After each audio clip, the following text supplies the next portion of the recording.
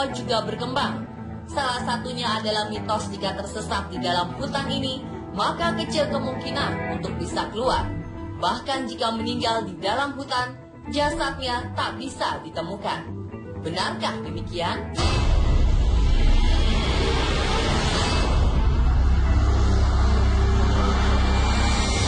Jika dijawab secara rasional, hal ini mungkin saja terjadi. Karena Alas Purwo adalah sebuah hutan dengan tipe hutan hujan dataran rendah. Jika berada di dataran rendah, maka daerah sekitar akan terlihat sama, sulit membedakan arah. Begitu pula dengan Alas Purwo. Di dalam Alas Purwo akan ditemui banyak daerah yang hampir sama dari arah mana saja. Belum lagi vegetasi yang rapat dan tumbuhan yang berjenis sama di sekitarnya.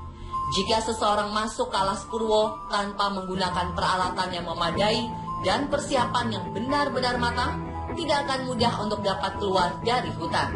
Hal ini bukan karena Alas Purwo merupakan tempat kerajaan jin atau sebagainya, melainkan karena sulitnya medan di Alas Purwo dan memungkinkan seseorang mengalami disorientasi posisi ketika memasuki Alas Purwo. Selain tingkat kesulitan medan, sisi mistis Alas Purwo seolah melengkapi mitos ini.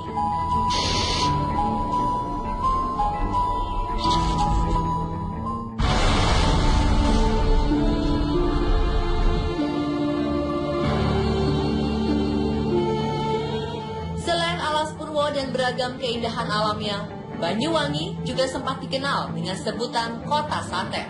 Bahkan pada 1998 lalu, sempat terjadi peristiwa berdarah terhadap orang-orang yang diduga melakukan praktik ilmu hitam, santet, atau tenung. Namun ternyata para korbannya bukan dukun santet, melainkan guru mengaji, ulama, dukun suwo, atau penyembuh, dan tokoh-tokoh masyarakat seperti ketua RT atau RW. Berita ini menjadi momok tersendiri bagi suku asli Banyuwangi yang menyebut diri mereka suku Osing. Warga Osing yang konon dikenal piawai ilmu kesaktian warisan dari kerajaan Blambangan pun turut menjadi korban, hingga nama suku Osing terpinggirkan. Nyatanya, yang terjadi tak seperti yang dibicarakan banyak orang. Saya ingin klarifikasi ya, tentang isu santet yang santer kemarin, mungkin itu sudah identik dengan Banyuwangi. Nah, padahal kalau santet di Banyuwangi, mungkin semua orang membutuhkan. Kenapa? Santet di Banyuwangi itu yang tadinya orang tidak suka jadi suka. Itu santet Banyuwangi. Sementara santet yang isu kemarin itu kan santet yang mematikan. Artinya itu bukan Banyuwangi. Bisa jadi orang luar berulah di Banyuwangi hingga membawa nama buruk Banyuwangi. Siapakah suku Osing? Dahulu suku Osing merupakan keturunan kerajaan Blambangan, salah satu kerajaan di Jawa Timur yang hadir di sekitar abad ke-18 untuk menutup identitas dari pemerintahan Belanda. Setelah terjadi perang Puputan Bayu, masyarakat Osing yang dulunya itu orang Blambangan itu tinggal beberapa ratus orang, dan itu hidup berpencar satu sama lain, saling menyembunyikan diri dari ancaman Belanda waktu itu. Karena waktu itu setelah orang Osing itu dianggap sudah habis, tapi masih ada keraguan dari Belanda ini, hingga ditanya, kamu orang Blambangan? Osing itu tidak. Jadi untuk menyelamatkan diri, untuk menutup identitas. Suku Osing juga memiliki bahasa sendiri yang disebut bahasa Osing. Hingga kini, suku Osing yang tinggal di desa Kemiren masih melestarikan dan menjalankan ritual-ritual turun-temurun seperti tumpeng sewu, tradisi mepe kasur, serta pecel itik.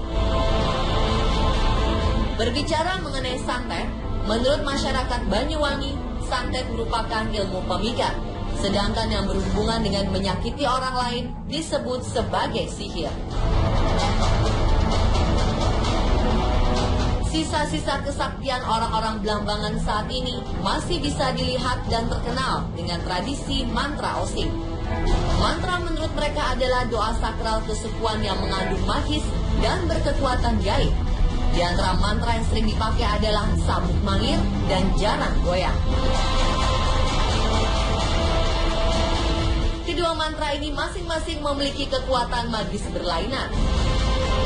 Sabuk mangir merupakan mantra yang ada pada praktiknya yang digunakan untuk pemikat atau mendapatkan jodoh secara halus. Sedangkan jaran goyang merupakan mantra yang digunakan untuk pemikat secara kasar. Biasanya pria atau wanita yang sakit hati pada seseorang akan menggunakan mantra jaran goyang untuk membuat pria atau wanita idamannya berbalik jatuh hati dan memohon-mohon cintanya, bahkan memilih mati jika tidak mendapatkan yang memiliki aji jaran goyang. Maka itu Pak Pur memiliki pesan tersendiri mengenai mantra-mantra ini. Mungkin untuk cewek-cewek, ya kalau memang ditembak sama cowok, kalau mau menolak, ya pakailah dengan cara yang elegan, yang halus, tidak membuat cowok itu tersinggung. Nah kalau itu tersinggung, ya bisa jadi nanti akan jaran goyang berbicara di situ. Masyarakat suku Osing di desa ini juga masih melestarikan rumah adat mereka yang sangat unik. Selain arsitekturnya yang khas, rumah Osing syarat akan filosofis dan mistis. Salah satunya, setiap rumah Osing hanya boleh berdiri menghadap utara dan selatan, serta berlantaikan tanah. Sejumlah warga sepuh menyebut ini merupakan upaya tolak bala terhadap gangguan ilmu hitam, termasuk santet. Petilasan di daerah persawahan ini merupakan petilasan keramat bagi masyarakat desa Kemiren. Inilah petilasan Buyut Cili. Masyarakat Osing meyakini bahwa Buyut Cili adalah sosok yang mengayomi dan menjembatani doa mereka kepada Tuhan. Petilasan Buyut Cili sendiri berada di sekitar persawahan Duku Suposari, Dusun Kedalaman, Desa Kemiren. Menurut tetua adat, Pak Pur, petilasan Buyut Cili sudah ada sebelum Desa Kemiren ada dan berkembang seperti sekarang. Untuk menghormatinya, warga Osing secara rutin menggelar sesaji setiap Kamis dan Minggu. Begitu dekat secara spiritual dengan Buyut Cili, masyarakat di sini tidak ada yang berani tidur dengan kaki mengarah ke makam. Banyak yang mendatangi petilasan Buyut Cili untuk berdoa dan mengungkapkan rasa syukur atas apa yang telah mereka dapatkan. Menariknya, mereka yang datang tak hanya berasal dari masyarakat Osing saja, melainkan hingga luar desa.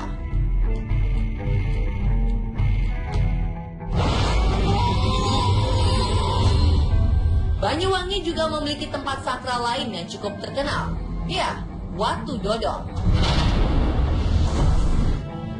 Masyarakat Osing khususnya yang tinggal di desa Boyolangu memiliki keterkaitan erat dengan Watu Dodol. Di mana setiap tanggal 10 setelah Idul Fitri, warga datang ke Watu Dodol untuk melakukan ritual berdoa dan makan bersama. Mereka pun menaiki andong yang disebut dengan tradisi putar kayu. Karena letaknya berada di sekitar jalan raya, pada zaman dahulu banyak upaya untuk memindahkan batu besar ini. Hasilnya nihil alias tak berhasil. Ada yang mengatakan di zaman kependudukan Jepang, sebuah kapal pernah berusaha memindahkan Watu Dodol ini. Namun yang terjadi, kapal tersebut justru karam tanpa berhasil menggeser Watu Dodol. Tetapi jika secara kajian geolog ternyata terdapat sebuah alasan ilmiah mengapa Watu Dodol tidak dapat dipindahkan. Menurut Pak Aikanu, seorang pemerhati budaya, Watu Dodol merupakan batu beku yang di dalamnya mengandung besi. Tapi dari kajian geolog yang saya ajak ke sana, memang batu itu termasuk batuan beku yang obsidian. Obsidian itu ciri-cirinya adalah batuan keras yang di dalamnya ada kandungan besi. Jadi struktur batuan yang ada di Watu Dodol itu nampaknya seperti itu. Mengapa kuat? gitu. Beliau juga memiliki pesan tersendiri untuk tetap menjaga batu yang berada di jalan penghubung Jawa dan Bali. Ya, apapun yang dilakukan oleh masyarakat kalau itu untuk komunikasi, apakah itu memelihara batunya itu sendiri, memelihara sumbernya, karena mau nggak mau itu ada jalan utama. Kalau itu sampai rusak, maka jalan utamanya akan dipindah kemana? Intinya seperti itu ya. Mari kita pelihara bareng-bareng karena itu jalan utama yang menghubungkan antara Jawa dengan Bali. Dan pemirsa, itulah akhir dari cerita misteri series penelusuran tim on the spot di Banyuwangi.